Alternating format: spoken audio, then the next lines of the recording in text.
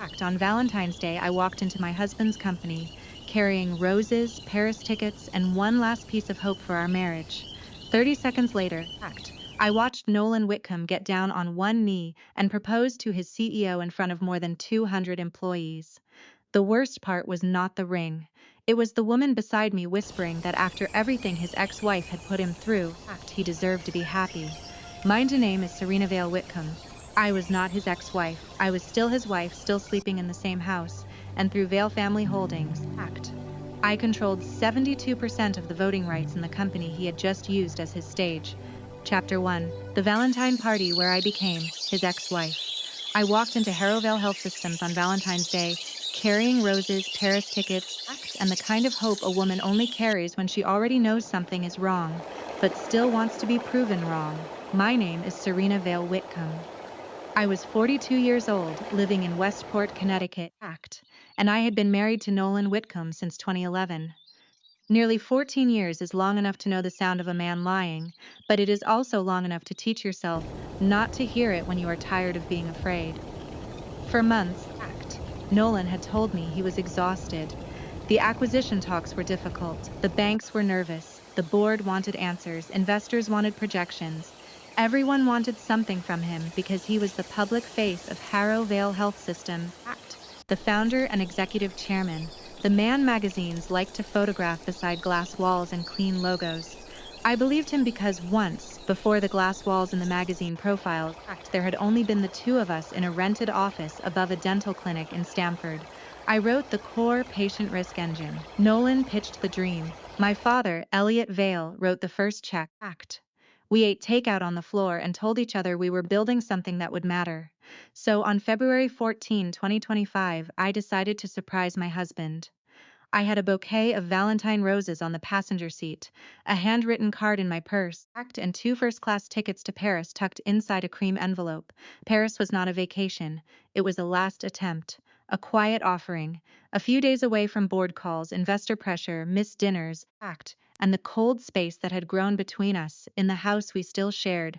Harrow Vale's headquarters in White Plains looked brighter than I remembered. The lobby was polished and busy, filled with employees wearing badges I did not recognize. I had not been there often in the last few years. After my father died in 2018, grief had taken more from me than I admitted. By 2020, I had stepped back from public company life and moved into board-level strategy. Nolan had stepped forward into every spotlight I left empty. The receptionist smiled at me with perfect professional kindness and no recognition at all. "Are you here for the celebration?" she asked. I almost laughed because I thought Nolan had done something sweet for the staff. Maybe a Valentine event. Maybe one of those polished corporate gestures he loved because they photographed well. I said I was here to see Nolan. She pointed me toward the atrium. The sound reached me before the room did. Violin music, applause, a low wave of excited voices. When I stepped through the glass doors, I saw white flowers, gold balloons, employees holding phones in the air, and a small stage beneath the Harrow Vale logo. Then I saw my husband. Nolan stood under the lights in a navy suit I had helped him choose. He looked handsome in the way he always did when a room belonged to him. Beside him stood Camille Rourke, 39, the CEO he had hired in August 2023 to run daily operations while he remained founder and executive chairman. She was poised, elegant, younger than me by 3 years, with one hand pressed lightly to her chest as if she had just heard something overwhelming. Nolan was speaking to the room. He thanked Camille for her leadership, for her courage, for helping him rebuild his life after a painful chapter. That phrase stopped me where I stood, a painful chapter. I still had his dry cleaning in my car 2 days earlier. He had kissed my cheek that morning before leaving Westport. His toothbrush was beside mine. His mother had eaten Thanksgiving dinner at my table. Yet there he was, in front of more than 200 employees, speaking as if I belonged to the past. Then Nolan lowered himself to one knee. The room erupted before I understood what my eyes were seeing. He opened a small black box. A diamond caught the atrium lights. Camille covered her mouth. Someone near the stage gasped. Phones rose higher. And my husband proposed to his CEO. Camille cried. She nodded. Nolan slid the ring onto her fingers, stood and kissed her while the company applauded. I did not move. I could not feel the roses in my hand anymore. I could not feel the envelope against my ribs. I only heard the applause, act, bright and cheerful and wrong. A woman near me whispered to another employee, "They're perfect together. After what his ex-wife put him through, he deserves this." That was the moment the betrayal changed shape, act. It was not just that Nolan loved someone else. It was not even that he had proposed to her on Valentine's Day in the middle of the company I had helped build.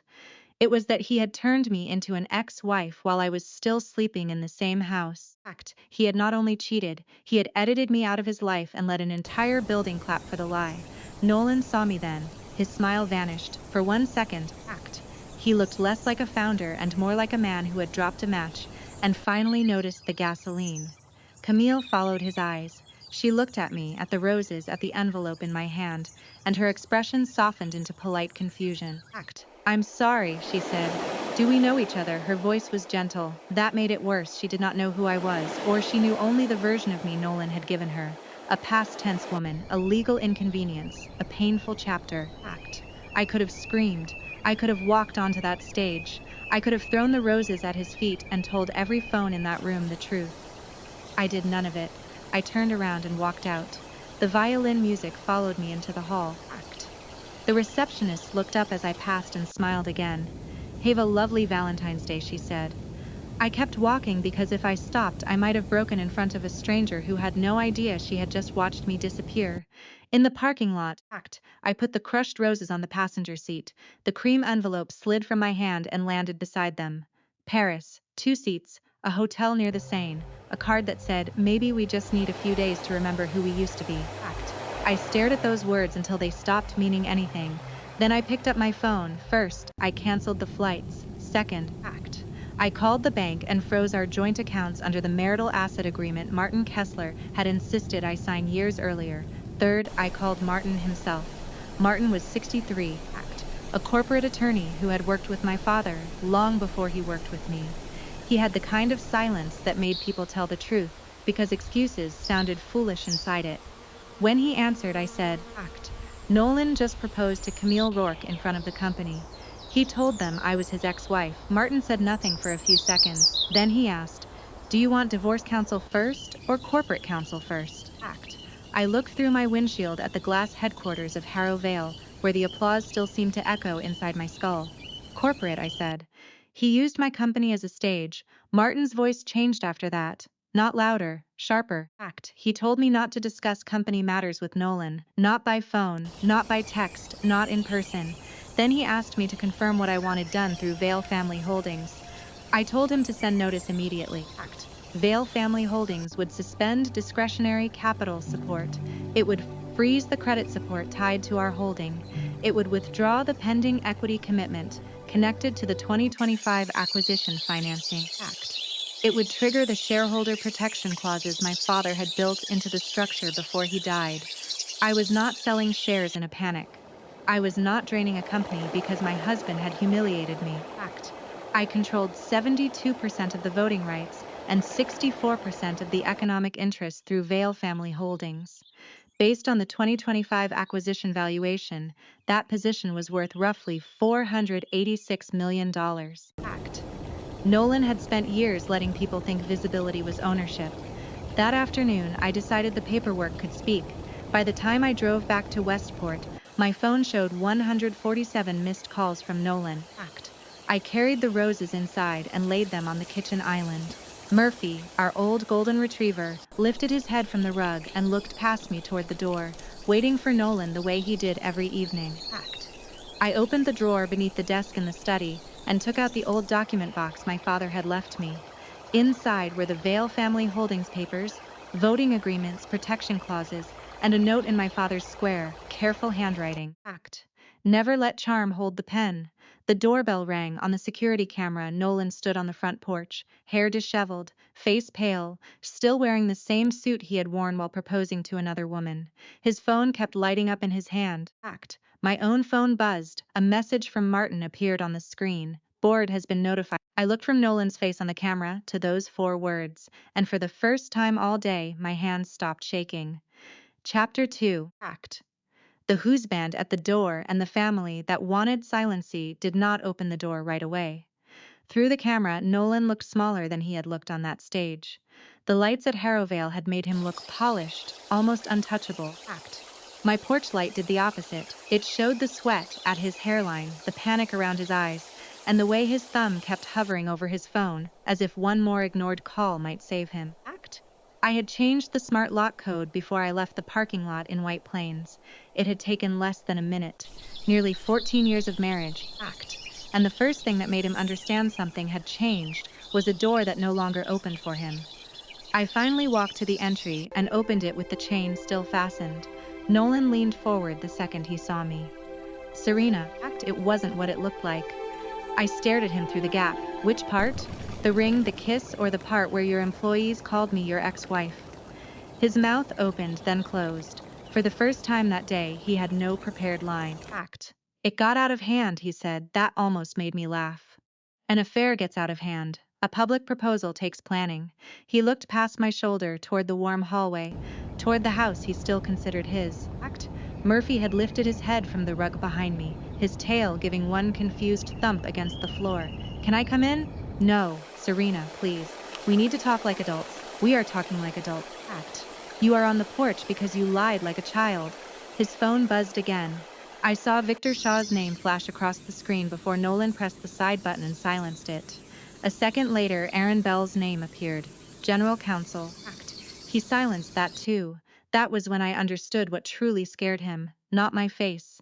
Not the flowers on the kitchen island. Not the fact that I had seen him put a ring on another woman's hand. He was scared because the board had started calling. You're not here because you hurt me, I said. You're here because they found out. His jaw tightened. This is exactly what I mean. You're emotional right now. Don't use that word with me. I'm saying you're hurt, and you have every right to be. But you cannot drag the company into this. I looked at the man in front of me and tried to find the husband I had married in 2011. The man who used to fall asleep with a laptop on his chest because he was too tired to pretend he was invincible. The man who once held my hand in that little Stamford office and said Harrow Vale would always be ours, even if the world only saw him. That man was gone, or maybe he had always been softer lighting over the same ambition. Did you tell Camille I was dead, divorced, or just inconvenient? Nolan looked away. My stomach dropped even though I had already guessed. What did you tell her? He rubbed a hand over his face. I told her the divorce was finalized late last year. The porch seemed to tilt. We never filed. I know, you know, it was complicated. The asset structure, the holding, your father's paperwork. I told her there were delays cleaning up the records. You told her I was your ex-wife. I simplified the timeline. I repeated the words quietly because they deserved to be heard without his polish on them. You simplified the timeline. He stepped closer, the chain pulling tight between us. Serena, listen to me. Camille didn't know. She didn't deserve to be humiliated in front of everyone. That was the sentence that broke something cleanly inside me. Camille didn't deserve humiliation. I didn't mean it like that. But I did. His eyes flickered. I didn't know you were coming. That's your defense? I had an apartment in New Rochelle. I had the lease. I showed her the settlement cover page. It looked cleaner than explaining every piece of old family paperwork. Old family paperwork. That was what I had become in his new life. A signature in a folder. A problem to explain away. A woman he could delete with the right document and enough confidence. You used my father's holding structure to convince another woman I was gone. I used what people could understand. No, Nolan. You used what people would not question.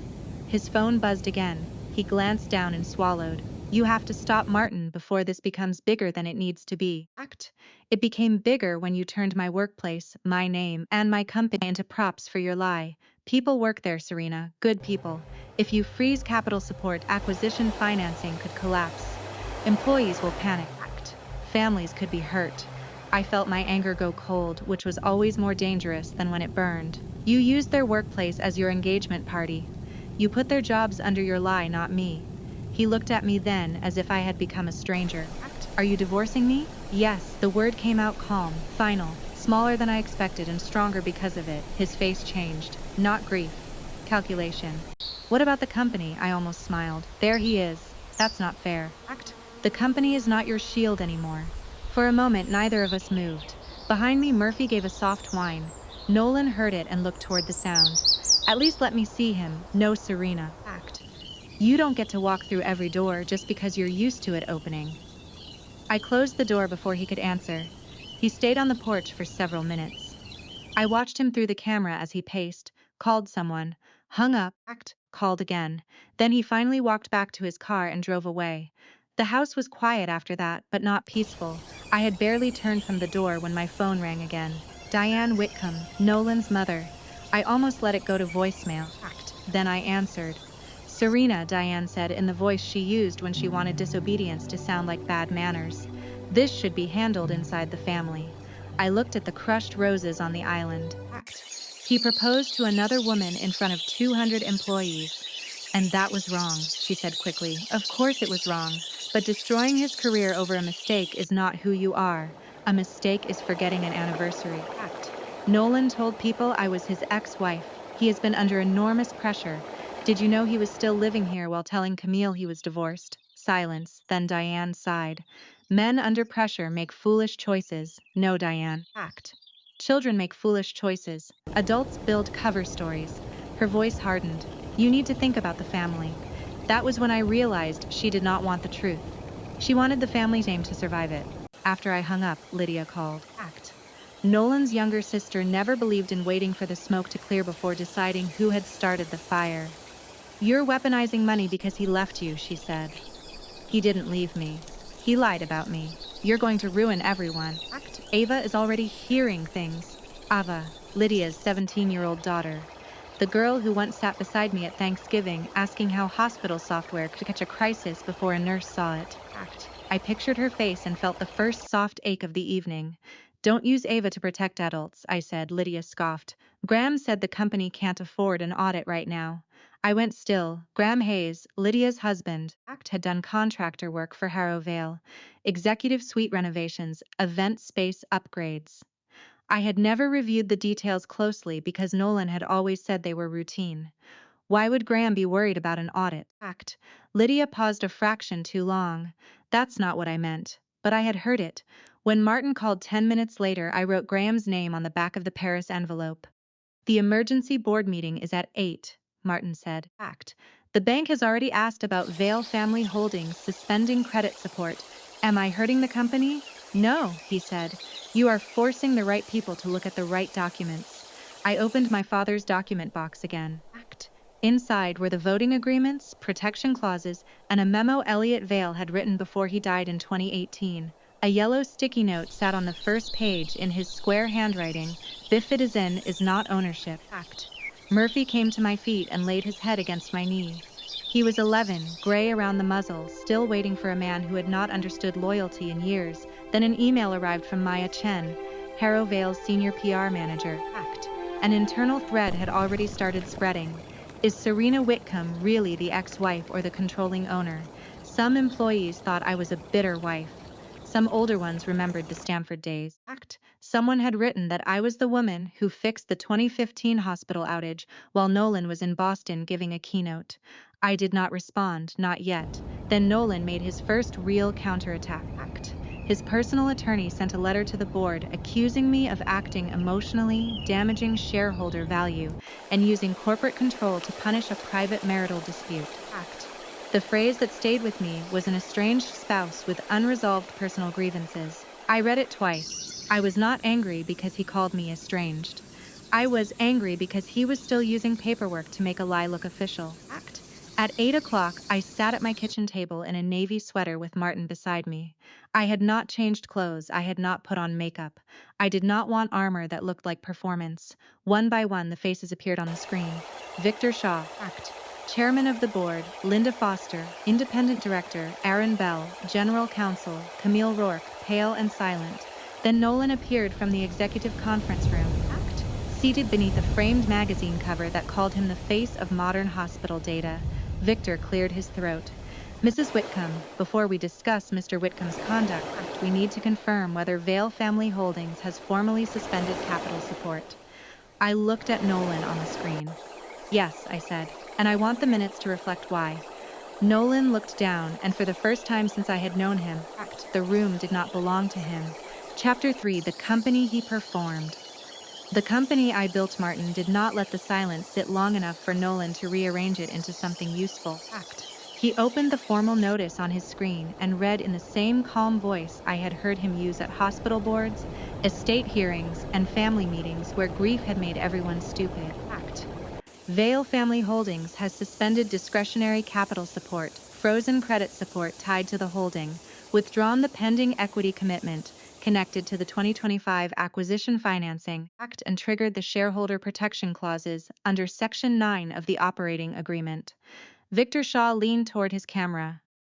Mr. Kessler, for the record, please confirm the ownership position. Martin glanced at me once, then continued. Act. Vale Family Holdings controls 72% of voting rights and 64% of economic interest in Harrow Vale Health Systems. Based on the pending acquisition valuation, Act, that position is estimated at approximately $486 million.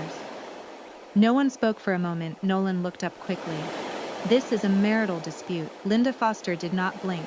Then let's clarify the marital portion first. Act. Did you represent yourself inside this company as divorced while still legally married to Mrs. Whitcomb? Nolan's face tightened. Linda, this is not appropriate. It is appropriate if that representation affected corporate governance, act, executive conduct, or the CEO's disclosure obligations. Camille sat completely still. She looked younger than she had on the stage and much less certain. The diamond ring still sat on her finger, catching light every time her hand trembled. Act. Aaron Bell, Harrow Vale's general counsel, adjusted his glasses. Mr. Whitcomb, please answer for the record. Nolan's eyes flicked toward me as if I might rescue him from the truth he had built without me. Act. I told people the marriage was effectively over. Linda leaned in. That is not the same as divorced. Did you tell Miss Rourke you had a finalized divorce? Nolan said nothing. Camille closed her eyes. Act. That tiny motion told me more than any confession. She had just understood that she had not been loved into the future. She had been placed inside a lie and decorated with a ring. I did not interrupt. Martin had warned me before the call. Act. Answer only what you are asked. Do not chase his lies. Let the record do that. Victor turned to me. Mrs. Whitcomb, do you confirm the figures and control rights Mr. Kessler has stated? Yes. The word was simple, but I felt the air shift around it. Act. Some of the people in that meeting had always known Vale Family Holdings existed. They had signed documents with that name on them. They had seen the cap table. They had watched my father's structure sit quietly behind the company like bedrock. Act. But knowing a thing on paper was not the same as respecting it in a room. For years, Nolan became the version of Harrow Vale people could photograph. He gave the interviews, shook the hands, and let reporters call him the face of modern hospital data. Act. I let it happen because I thought marriage was not supposed to be a competition, but in 2013, before the glass building in White Plains, Harrow Vale was 4 desks in a rented office above a dental clinic in Stamford, Act, where the heat rattled in winter and the Wi-Fi failed whenever it rained hard. Nolan could make people believe in the future. I could build the system that made that future real. He had charisma, I had architecture. Act. I wrote the patient risk engine that helped small hospitals catch quiet danger in patient data before a crisis became visible. I built compliance logic at 2 in the morning while Nolan slept across 2 chairs with his tie still on. Act. I did not enjoy speeches. I did not want applause. But I knew how to make the system work. My father, Elliot Vale, wrote the first check. He once told me that charm was a useful door but a dangerous lock. I thought he was being protective. He was. Act. But he was also being right. He created Vale Family Holdings because he trusted me and because he did not entirely trust any structure that depended on one man being honest forever. When he died in 2018, I inherited more than documents. Act.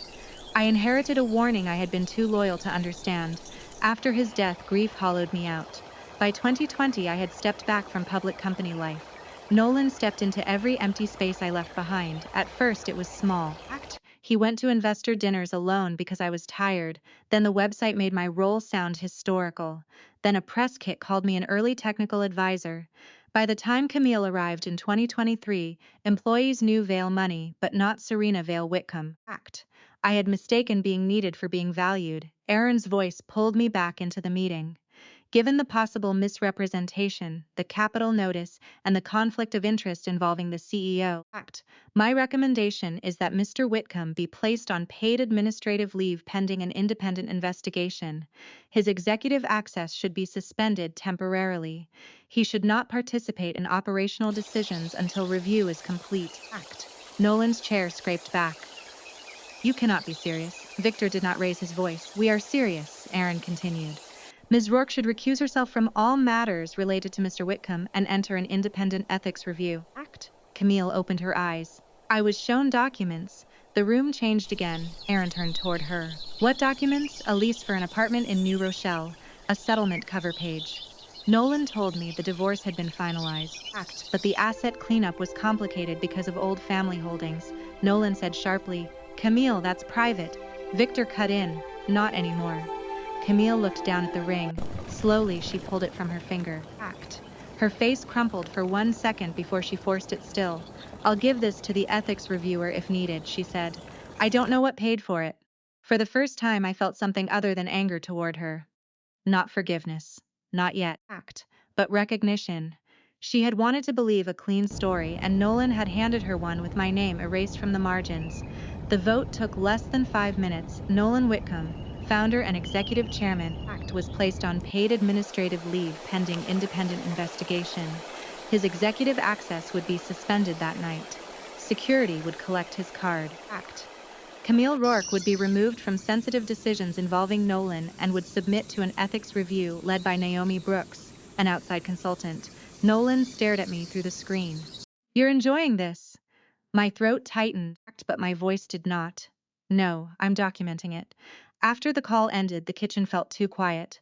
Martin stayed beside me while Murphy slept under the table, his paw touching my slipper like an anchor. The next step is document review, Martin said. Act. Everything Nolan used to support the divorce narrative, everything tied to capital support, vendor contracts, reimbursements, executive approvals. I nodded, but I was no longer thinking only about the proposal. Act. I was thinking about the phrase Camille had used, a settlement cover page. By morning, the company was already splitting itself into stories. Maya Chen emailed me before 7. The internal thread had grown overnight. Who is Serena Whitcomb? Act. Some employees called me a bitter ex-wife investor. Someone posting under old Stamford ops wrote that I had slept on the floor during the 2015 hospital outage while Nolan was in Boston giving a keynote. Act. Someone else replied that Nolan was the founder everyone knew. I allowed Maya to send one short statement.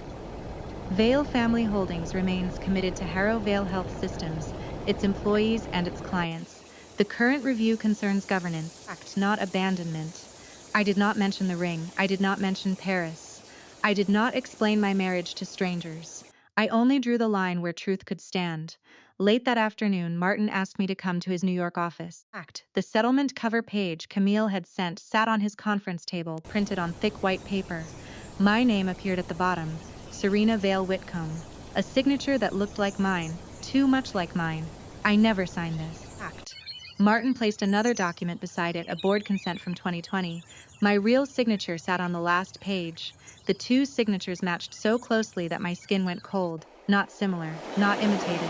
Matched, like the same image had been lifted, cleaned, and pasted into a new lie.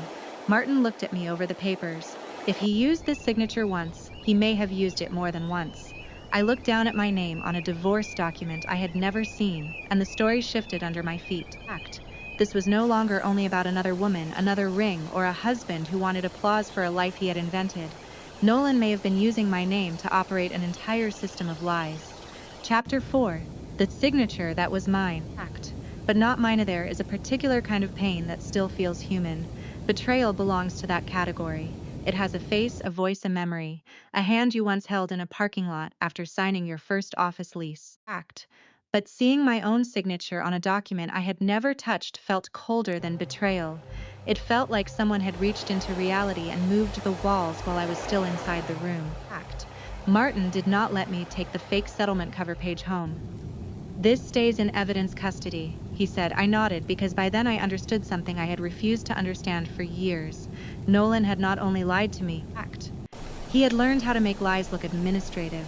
Within 48 hours, Martin brought in an independent forensic accounting firm from New York. The lead investigator was Denise Leland, 48 years old, precise, unsentimental, and completely uninterested in anyone's heartbreak.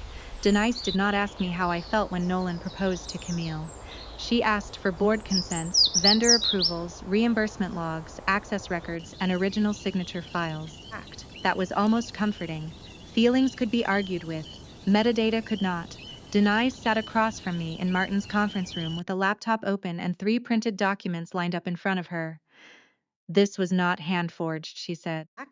No one tried to imitate your signature stroke by stroke. They used an image. From where? Most likely from this 2020 board consent. She turned the page toward me. I remembered signing it. I remembered the night because Nolan had stood behind me at our kitchen counter in Westport, kissed the top of my hair and said, "You always make the hard parts easier." I had smiled then. I had believed that was love. Now that same signature had been cleaned, copied, and placed under a lie about our divorce, Denise continued. We're seeing signs that the same image may have been inserted into routine authorizations. Many of the approvals were kept below $250,000, which avoided full board review. Some fell inside Mr. Whitcomb's delegated authority as founder and executive chairman, so finance may not have flagged them immediately. Martin looked at me. That is how fraud hides in companies like this, not always in one giant theft, sometimes in small pieces placed exactly where people are trained not to look.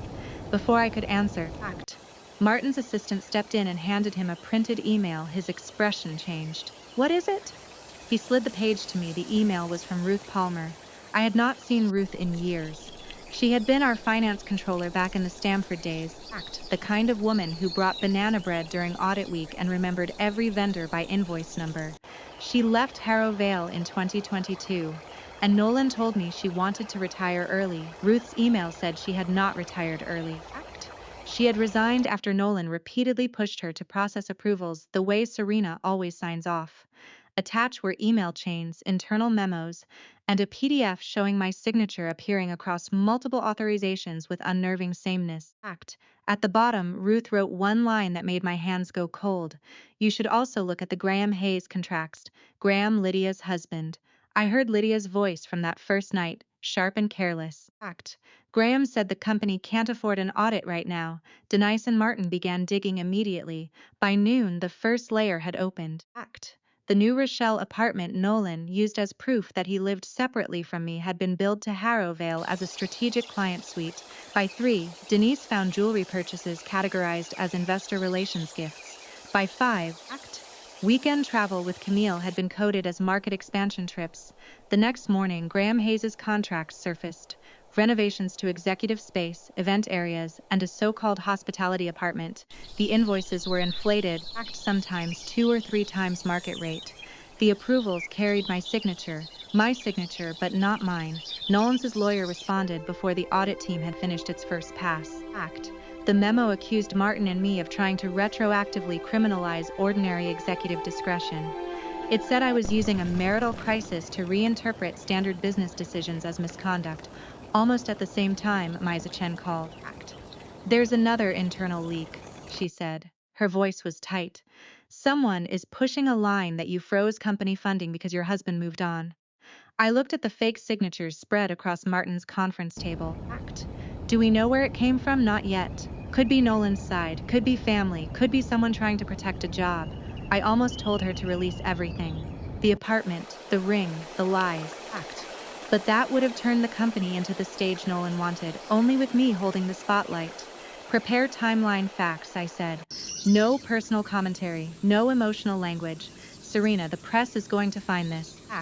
Then they can find the record, not the rumor." "Family found me first," Diane called that evening. She sounded less certain than before, which made her more dangerous. "Lydia is hysterical," she said. "Graham could lose his business." You cannot drag innocent family members into this." I looked at one of Graham's invoices on my screen. Which family was innocent when my signature was on his approvals? Diane said nothing. For once, silence did not belong to her. A few minutes later, a text came from Ava, Lydia's 17-year-old daughter. "Aunt Serena, Mom says you're destroying us." Is that true? I sat with that message for a long time. Ava was a child caught inside adult cowardice. I would not make her carry what they had done. I typed back carefully. No. I'm trying to stop adults from hiding behind you. The next day, a business journalist named Thomas Greer requested an interview through Maya. He wanted to talk about what he called the $486 million Valentine revenge. I refused that version of the story. If he wanted comment, he could receive a statement about governance reforms, employee stability, and the actual history of Harrow Vale. I would not give him a tearful wife headline. Nolan had already turned my private life into theater. I was not going to sell tickets. While I stayed away from the cameras, Camille entered ethics review with Naomi Brooks. I learned later that Camille handed over everything. Emails, texts, photos of the new Rochelle lease, the settlement cover page, even the ring. Naomi asked her if she had seen red flags. Camille said yes. Nolan never let her meet me. He always described the divorce as finished but entangled. He never produced the full decree. He only showed a cover page and said the rest was too complicated because of family holdings. Then Camille said something I could not stop thinking about. I mistook confidence for honesty. It did not absolve her, but it made her human. 3 days into the review, Denise found the document that changed the room. It was an approval dated March 18, 2021, carrying my signature. On that date, I was in a Connecticut hospital after emergency gallbladder surgery. Martin obtained the record within an hour. I could not have signed anything. I could barely hold a paper cup without shaking. I remembered Nolan that day. He brought flowers to the hospital and told me not to worry about the company. He said everything was handled. Apparently, it had been, just not by me. Denise placed the approval beside the hospital record and the 2020 signature source. This is enough for the board, she said. It supports civil recovery. If bank financing or interstate transactions relied on false authorizations, outside counsel may consider referral options. Martin turned to me. This is no longer about a marriage. I looked at the signature dated from my hospital bed. It never was, I said. Not for him. The final board meeting was scheduled for the next morning. This time, Nolan would not attend as an executive. He would attend as the subject of investigation. Camille would appear as a witness under ethics review. Ruth Palmer was prepared to support the record if needed. That night, I sat alone in the kitchen with the Paris envelope in front of me. I did not cry because Nolan loved someone else. That wound had become smaller beside the others. I grieved the man who had helped me build a dream, then used that dream as cover for every lie he wanted to live inside. At 8 the next morning, I opened my laptop. Nolan appeared on screen from a small room I did not recognize, his personal attorney seated beside him. No executive conference room, no framed magazine cover, no company logo behind his shoulder. Denise Leland opened the first file. We'll begin with the signature dated March 18, 2021. Before the document appeared, I saw Nolan's face change. Chapter 5, the day the paperwork stopped, protecting him. The file opened on every screen at once. And the first thing I saw was my own name sitting under a date when I had been lying in a hospital bed, too weak to hold a paper cup without both hands. Denise Leland did not raise her voice. This approval is dated March 18, 2021. Mrs. Whitcomb was admitted in Connecticut for emergency gallbladder surgery that morning. The hospital record confirms she was under care when the authorization was created. Nolan's attorney leaned forward. My client had broad executive authority. Denise looked at him the way a doctor might look at someone arguing with an X-ray. Executive authority does not include inserting another person's signature into a document. No one spoke after that. The room was different from the first board meeting. No one called Nolan visionary. No one called him founder in that warm, worshipful way people used when they wanted to stand near his light. Victor Shaw looked into the camera and said, very evenly, Mr. Whitcomb, you will have a chance to respond after the evidence is presented. Mr. Whitcomb, not Nolan, not founder, not the face of modern hospital data. Just a man on a screen, seated beside a lawyer, watching paper stop protecting him. Denise moved through the evidence piece by piece. The settlement cover page Camille had been shown carried a signature copied from my 2020 board consent. The New Rochelle apartment Nolan used to prove he lived separately from me had been paid through Harrow Vale and labeled a strategic client suite. Access logs showed Nolan used it on nights he had told me he was staying late for bank calls. Jewelry purchases were coded as investor relations gifts. Weekend trips with Camille were buried inside market expansion travel. Graham Hayes, Lydia's husband, had received inflated vendor contracts for office renovations and event space upgrades. Those approvals carried my signature too, the same clean image, lifted and reused until my name became a stamp for whatever Nolan wanted hidden. Aaron Bell spoke after Denise finished the first section. The company may have exposure involving banks, investors, acquisition financing, and civil claims. Outside counsel will determine whether any referral is appropriate, depending on whether false authorizations were used in financing representations or interstate transactions. Nolan finally spoke. Serena gave me authority to run the company. I looked at him, and for a second I remembered the early years so clearly it almost hurt more than the present. Nolan in the Stamford office, sleeves rolled up, laughing because the printer jammed again. Nolan sleeping on the floor with his jacket under his head. Nolan promising that if the world ever saw only him, he would always make sure I knew the truth. Denise answered before I could. Mrs. Whitcomb gave you operational authority. She did not give you permission to forge her consent. Camille was called next. She looked exhausted. No ring, no polished CEO smile. Just a woman who had walked into a love story and discovered she had been cast as evidence. Linda Foster asked her, Did Mr. Whitcomb tell you he was legally divorced from Mrs. Whitcomb? Camille nodded. Yes, he said it had been finalized in late 2024. He showed me the lease for New Rochelle and the settlement cover page. He told me the rest was complicated because of family holdings. Did you ever see a full divorce decree? No. Did you participate in any expense approvals connected to the apartment, travel, jewelry, or Graham Hayes contracts? No. Denise confirmed there was no evidence Camille had known about the forged signatures or vendor arrangements. Camille's voice broke when she added, I believed him because I wanted the story to be clean. That sentence stayed with me, because I understood it. Wanting a story to be clean can make a smart woman ignore dirt under the edges. It did not make her innocent of poor judgment, but it did make her human. Then Nolan turned on me. This is revenge, he said. You were humiliated, and now you're using the company to punish me. For the first time in that meeting, I spoke longer than one sentence. I did not suspend capital support because you loved someone else. I did it because you used this company to lie. You used my name to sign documents I never saw. You used employees as an audience for a life you invented. You used a CEO, a board, a bank, and my father's holding structure to make yourself look like the owner of something you never owned alone. His jaw worked, but no words came out. I looked at him and said, You did not build a future with Camille. You built a stage, and you used my company to light it. Victor called for the vote. It was unanimous. Nolan Whitcomb was terminated for cause. His unvested equity, approximately $18.7 million, was clawed back. Outside counsel would pursue civil recovery, including $3.4 million in unauthorized expenses identified so far. He was barred for 7 years from holding an officer role in any Vale or Harrow-affiliated entity. Graham Hayes and the related vendor contracts were moved into a separate review. Lydia was ordered to cease receiving any benefit connected to those arrangements, and if she or Graham had knowingly participated in inflated billing, civil demand would follow. Nolan stared at me as if I had walked into his house and taken furniture from the walls. You're taking everything. No, I said. I'm taking back what you put your name on. By noon, his executive access was gone. His company email was disabled.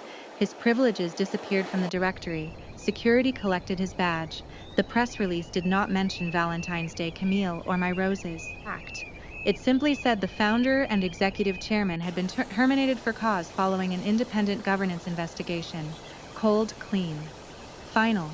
That was how corporate justice looked when it did not need to shout. Diane never called me again to lecture me about family dignity. Lydia sent one furious text, then deleted it before I could reply. Ava sent something smaller. I'm sorry. I wrote back, You don't owe me an apology for adults. Camille remained on administrative leave while Naomi Brooks completed the ethics review. 10 weeks later, the finding was careful but fair. Camille had not participated in the fraud. She had not known Nolan was still married, but she had shown serious judgment failure. Her 2025 performance bonus was withheld, and if she returned, she would do so under strict governance oversight. The board asked me to become CEO. I said no. I had built Harrow Vale once from the inside. I did not need to prove I could sit in Nolan's chair. I accepted the role of executive chair instead, with authority over strategy, governance reform, and board accountability. When Camille asked if I would oppose her return, I told her the truth. I don't forgive everything, but I believe companies need leaders who know exactly where they failed. She came back with conditions: relationship disclosure rules, vendor approval reform, dual signature threshold, an independent board reporting line, and one change I did not ask for but did not stop: founder history correction. Thomas Greer eventually published his article. He did not call me a scorned wife. He called me the silent architect behind Harrow Vale. I still hated seeing my name in print, but for once I did not shrink it to make someone else comfortable. In August, I found the Paris card in a drawer. The divorce was not final yet. But the marriage had been over since the moment Nolan let a room full of people clap for my disappearance. I read only one line: "Maybe we just need a few days to remember who we used to be." Then I fed it into the shredder. A week later, I booked one ticket to Paris. I did not go there to remember Nolan. I went there to separate the city from him. I sat in cafes where no one knew my last name. I crossed the Pont des Arts alone. I bought a book I never finished and carried it around like proof that I could choose something simply because I wanted it. The hardest truth was not that I had lost my husband. It was that I had once let him decide which parts of me were allowed to be seen. That fall, Harrow Vale announced a new safety tech initiative for small hospitals and early-stage founders who had spent too long being ignored in rooms where louder people took the credit. Camille presented it publicly, but the first draft came from an old notebook I had kept since the Stamford office. For the first time, something I had built did not disappear behind someone else's smile. Before the end of 2025, the divorce was final. The prenup and the holding structure kept Vale Family Holdings untouched. Nolan settled a significant portion of the unauthorized expenses. He lost the title, the equity, the marriage, the public image, and the story he had told about himself. In November, a letter arrived from Burlington, Vermont. Nolan was working as an operations manager for a small software vendor. No magazine covers, no stage, no applause. He wrote that he opened the office himself now and made his own coffee. He wrote that success had made him believe other people were footnotes in his story. He wrote that he was sorry. I did not write back. I placed the letter in the same box as the real 2020 board consent, the one my father had told me to keep. Not because I wanted to live in the past, but because I wanted to remember the difference between paper and the person holding it. Paper had not betrayed me. Nolan had one evening back in Westport. Murphy slept at my feet while I opened the updated Harrow Vale website. Under company history, beneath the polished paragraphs and the new governance charter, I saw one line that had never been there before. Core Systems Architecture created by Serena Vale Whitcomb. It was not an apology. It was not a hug. It did not give me back 14 years. But it was the truth, finally placed where everyone could see it, and sometimes justice begins exactly there. So tell me, if you were in my place, would you have let Camille return as CEO after learning she had been lied to, even though she ignored the red flags? Should Nolan's punishment have stopped with civil recovery and losing his position, or should forged signatures have been taken further, and was activating my 72% voting control too much? Or was it the only way to stop a man who used marriage, money, and paperwork to erase me from my own life?